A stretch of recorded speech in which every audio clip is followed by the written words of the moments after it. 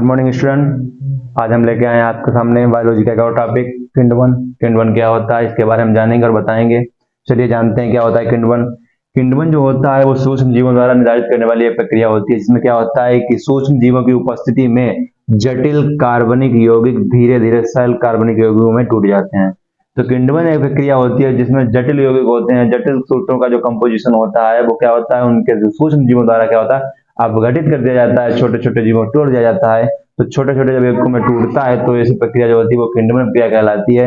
आइए रिएक्शन के तौर पे जान लेते हैं क्या होता है। जैसे एक शर्करा का सूत्र होता है हमारा C12H22O11 और इसका जब जल अपघटन यानी जल से क्रिया करने पर और एक एंजाइम होता है हमारा इन्वर्टेज एंजाइम।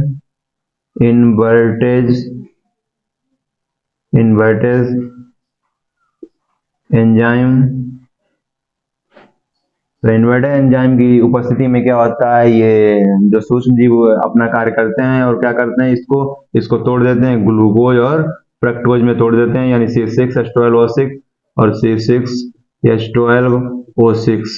तो इस प्रकार से क्या होता है, एक जटिल कार्बनिक यौगिक है जो हमारा कार्बोहाइड्रेट कॉमनली कह सकते हैं और शर्करा भी बोल सकते हैं, जिसको क्या होता है इन्वर्टेज एंजाइम की सहायता में सूक्ष्म जीवों के द्वारा किया जाता है, इसको तोड़ दिया जाता है। जो शर्करा होती है ग्लूकोज, उसके दो अणु बनाती है, एक बनाता है हमारा ग्लूकोज बनता है, ग्लूकोज बनता है और हमारा एक फ्रक्टोज बनता है, फ्रक्टोज।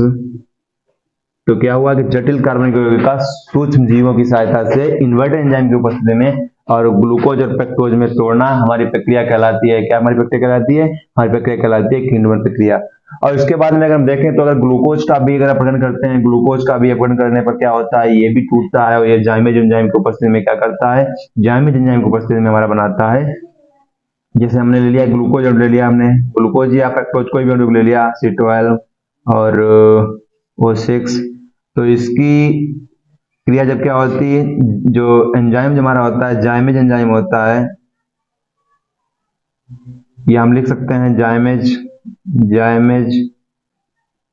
एंजाइम।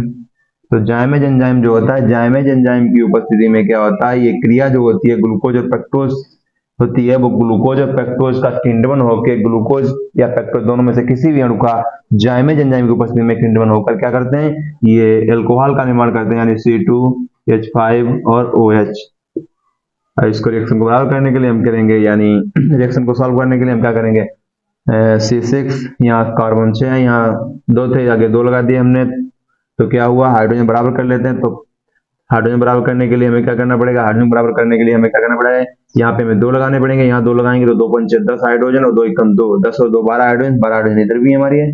और उसके बाद में क्या है, हमारे ऑक्सीजन 6 है, तो ऑक्सीजन यहाँ पे 2 एकम 2 हो गई, ऑक्सीजन हमारी 4 ऑक्सीजन बची है। तो हम क्या करते हैं, यहाँ पे CO2 निकाल देते हैं और CO2 निकालने के लिए हमें देखना पड़ेगा कि यहाँ पे क्या होता है, कार्बन 6 हमारे यहाँ, कार्बन यहाँ पे 2 एकम 2 दूनी 4 कार्बन है, तो हमें 2 कार्बन बचे हैं, तो यहाँ पे 2 लगा देते हैं।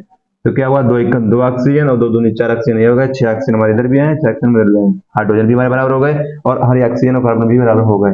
तो इस प्रक्रिया में क्या होता है, किंड-वन प्रक्रिया जो होती है, सूक्ष्म जीवों की उपस्थिति में जटिल कार्बनिक यौगिक जो होते हैं वो धीरे धीरे सरल कार्बनिक यौगिकों में टूट जाते हैं, जैसे चीनी का टूटना ग्लूकोज और फ्रक्टोज में इन्वर्टेज एंजाइम की उपस्थिति में।